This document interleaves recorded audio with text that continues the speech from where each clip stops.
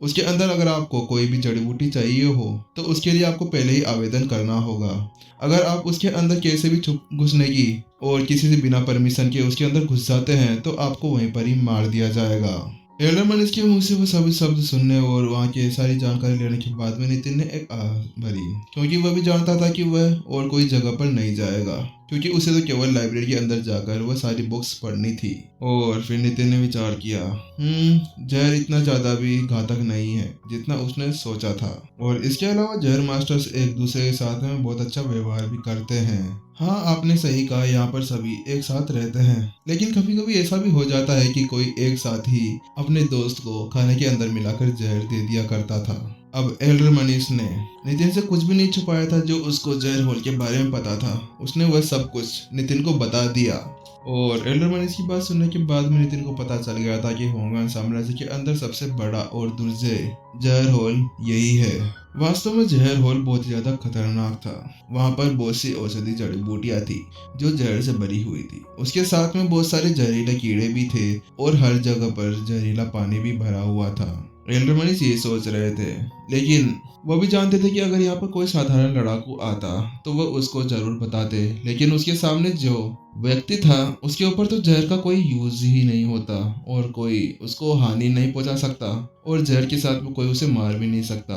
तो एल्डर मनीष को उसके बारे में डरने की कोई भी जरूरत नहीं थी। इसीलिए एल्डर मनीष ने उसके बारे में नितिन को कुछ बताया भी नहीं, क्योंकि एल्डर मनीष को पता था कि सामने वाला एक 6 स्टार मास्टर टीचर को तो आराम से ही धूल चटा देगा और ऊपर से उसकी बेइज्जती करेगा जो अलग। अब 2 दिन की उड़ान भरने के बाद में वह एक जगह पर पहुंच गए और उस जगह पर पहुंचने के बाद में एल्डर मनीष अपनी जगह पर खड़े हुए और वह आगे चले गए। एल्डर मनीष को खड़ा होता देख नितिन भी चौंक गया और वह बाहर खिड़की से देखा तो उसे केवल बाहर पूरा समुद्र ही नजर आ रहा था। आसपास में और कुछ भी नहीं दिख रहा था। लेकिन एल्डर मनीष ने बीस्ट के साथ में कुछ किया और बीस्ट वहीं पर रुककर एक साइड मुड़ गया, जिसके बाद में अचानक से उनके सामने एक बड़ा सा द्वीप दिखने लगा। उस आइलैंड को फॉर्मेशन के द्वारा छिपाया गया था। जब नितिन ने उस आइलैंड को अपनी आंखों के सामने देखा तो नितिन समझ गया कि अगर एल्डर मनीष उसको यहाँ पर नहीं लेकर आते तो वह अपनी पूरी जिंदगी भी इसको खोज लेता तो शायद इसको मिलता। वह आइलैंड जिस आइलैंड के अब ऊपर अभी एल्डर मनीष और नितिन आए थे वह कुछ 100 किलोमीटर जितना बड़ा था। उसके ऊपर कई तरह के पेड़ पौधे लगे हुए थे और आसमान के अंदर कई संत लेवल के बीस्ट उड़ रहे थे। और उस आइलैंड को जो फॉर्मेशन पूरी तरह से छुपाए हुए थी वह ग्रेड 7 की एक फॉर्मेशन की थी। वह बहुत ही ज्यादा शक्तिशाली फॉर्मेशन लग रही थी। नितिन ने आश्चर्य से कहा, यह तो ग्रेड 7 की एक फॉर्मेशन है और अभी 6 स्टार मास्टर टीचर होने के बाद में भी मैं भी अभी तक इस तरह की फॉर्मेशन नहीं बना सकता। उस फॉर्मेशन को देखने के बाद में नितिन के दिल में एक ही ख्याल आया, आखिरकार जिसने इस पॉइजन होल को बनाया है वह कितना ज्यादा शक्तिशाली होगा। नितिन को इस तरह से कंफ्यूज देखने के बाद में एल्डर मनीष ने कहा, ये फॉर्मेशन हमारे इस पॉइजन होल के संस्थापक ने बनाई थी। वह एक ग्रेड 7 के जहर मास्टर थे और साथ ही साथ में वह 7 स्टार फॉर्मेशन मास्टर भी थे। और इस फॉर्मेशन को बनाने के अंदर उन्होंने कम से कम 50 वर्ष बिताए थे। लेकिन जैसे ही नितिन ने सुना कि इस फॉर्मेशन को बनाने के अंदर 50 साल लगे हैं उसके होठ फड़फड़ाने लगे, क्योंकि ये कुछ ऐसा था जिसके अंदर नितिन कभी भी इतना ज्यादा समय नहीं दे सकता था। फिर एल्डर मनीष ने कहा, मैं आपको बताना चाहता हूँ कि इस फॉर्मेशन की ऊर्जा ज्वालामुखी से आती है। इस आइलैंड के नीचे एक ज्वालामुखी है जिसके साथ ही ये फॉर्मेशन एक्टिवेट रहती है और अगर कोई इसका एक प्रवेश द्वार नहीं ढूंढ लेता जब तक कोई भी इसके अंदर नहीं आ सकता। और इसके अलावा इसको कोई भी ऐसे बाहर से देखेगा तो उसको तो यही लगेगा कि यहाँ पर केवल समुद्र ही है। और मैं आपको बता देता हूँ यहाँ पर 7 स्टार मास्टर टीचर और फॉर्मेशन मास्टर्स आए थे और यहाँ से गुजरे थे, लेकिन आज तक उनको यहाँ पर यह नहीं पता चला कि यहाँ पर एक आइलैंड भी छुपा हुआ है। एल्डर मनीष की बातें सुनने के बाद में नितिन ने भी अपनी आई ऑफ इनसाइट एक्टिवेट करी और अपने आसपास की उस फॉर्मेशन को देखने लगा। और जब उसको जाकर समझ में आया कि उसके लिए भी इस फॉर्मेशन को तोड़ना इतना ज़्यादा आसान नहीं होगा, उसको भी इस फॉर्मेशन को तोड़ने के लिए पहले अच्छे से अध्ययन करना होगा और उसके बाद में भी उसको तोड़ने के लिए कम से कम 10 मिनट लगने वाले थे। नितिन को इस तरह से परेशान देखने के बाद में एल्डर मनीष थोड़े से मुस्कुराए और उन्होंने कहा ठीक है चलो हम नीचे चलते हैं। उसके बाद में उन्होंने अपने बीस्ट को आदेश दिया और उसके बाद में वह बीस्ट नीचे उतरने लगा और थोड़ी देर बाद में वह एक स्टेज के ऊपर उतरा। उनको नीचे उतरते देख जल्दी से एक स्टूडेंट उनके पास में भागते हुए आया और वह आते हुए कहता है एल्डर मनीष। लेकिन जैसे उन्होंने देखा कि वह केवल अकेले आए थे, उनके साथ में छोटे टीचर नहीं थे, तो वह थोड़ा परेशान हो गया और वह एल्डर मनीष के पास में आता है और उनसे कहता है एल्डर मनीष छोटे टीचर कहाँ पे है और ये आपके साथ में कौन है। तो एल्डर मनीष थोड़े से निराश हुए और उन्होंने कहा अब छोटे टीचर नहीं रहे हैं और ये है मेरे दोस्त, इन्होंने मेरी जान बचाई थी।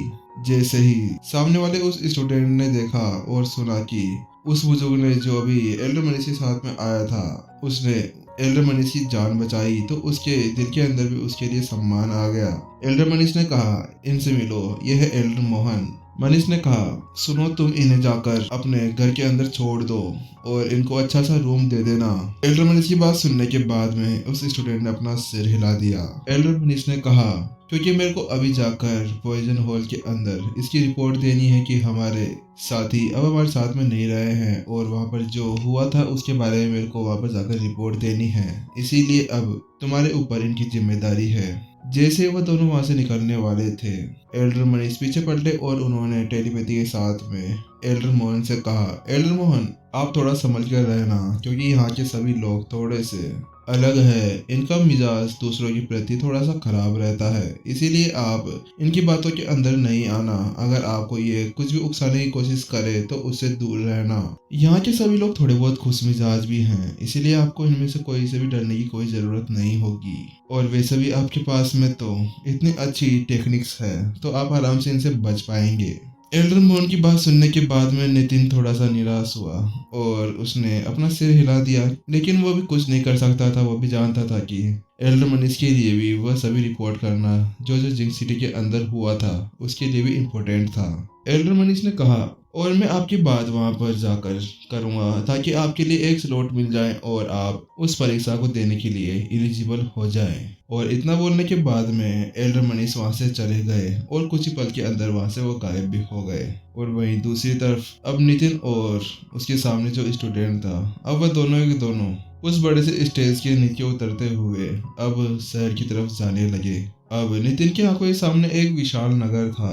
ये होंगवान शहर की तरह ही माना जा सकता था। इस नगर के अंदर कई सारी इमारतें बनी हुई थी और जो इसके अंदर अलग अलग मूर्तियां बनी हुई थी वह कई हजार साल पुरानी भी लग रही थी। उस शहर के अंदर बहुत सारी भीड़ भी थी, जैसे कि एक शहर के अंदर होनी चाहिए थी। और जैसे जैसे नितिन आगे बढ़ रहा था तो उसे कभी कभी कुछ खिड़कियों के अंदर से धुआं निकलता हुआ महसूस होता था। वह धुआं बहुत ही अट्रैक्टिव था, लेकिन नितिन उस धुएं को सूंघने के बाद में बता सकता था कि उसको सूंघने के बाद में कोई भी आम लड़ाकू बेहोश हो सकता था और वह कोई आम धुआं नहीं था, वह जहर का धुआं था। नितिन ने केवल वहां पर यही नहीं देखा था, उसके अलावा जहां पर वह चल रहा था वहां पर एक मार्केट भी लगी हुई थी और उसके अंदर कई तरह के जहरीले कीड़े, जहरीले सांप और कई और भी चीजें मिल रही थी। और वहीं दूसरी तरफ उन सांपों और कीड़ों को देखकर ये लग रहा था कि कभी भी वह किसी के भी ऊपर अटैक करने के लिए तैयार बैठे हों। और शायद ऐसा हो सकता था कि अगर कमजोर दिल का कोई व्यक्ति यहाँ पर आ जाता तो यहीं पर ही कांपते हुए वापस भाग भी जाता। उसकी हिम्मत नहीं होती कि वह इस गली से गुजरे। नितिन को इस तरह से परेशान देखकर उसके आगे जो स्टूडेंट चल रहा था उसने कहा आप चिंता मत करिए, ये जहरीले सांप ऐसे ही किसी को भी नहीं काटते। लेकिन वह अपनी बात को पूरा करने ही वाला था। अचानक से नितिन ने किसी की चिल्लाने की आवाज सुनी। एक लड़ाकू बाहर भागते हुए आ रहा था। उसके नीचे एक सांप चिपका हुआ था। उसके नुकीले दांत अभी उसके चमड़ी के अंदर धसे हुए थे। इससे कोई फर्क नहीं पड़ रहा था कि सामने वाला लड़ाकू उसको हटाने की कितनी भी कोशिश कर ले, लेकिन वो उसको नहीं हटा पा रहा था। वह चिल्लाता है भाड़ में जाओ, ये किसका सांप है भाई, इसको संभाल के रखो, इसने तो मेरे खां पे काट लिया है। अगर अब किसी ने जल्दी से आके ये नहीं बताया कि ये किसका सांप है तो मैं इसको मार डालूंगा। इसके तुरंत बाद भीड़ के अंदर से एक और जोरदार गर्जना सुनाई देती है। अच्छा तुम्हारी इतनी हिम्मत है, क्या तुम ऐसा कर सकते हो? बोलो ये सांप मेरा है, तुम्हारी इतनी हिम्मत है कि तुम इसको खा जाओगे?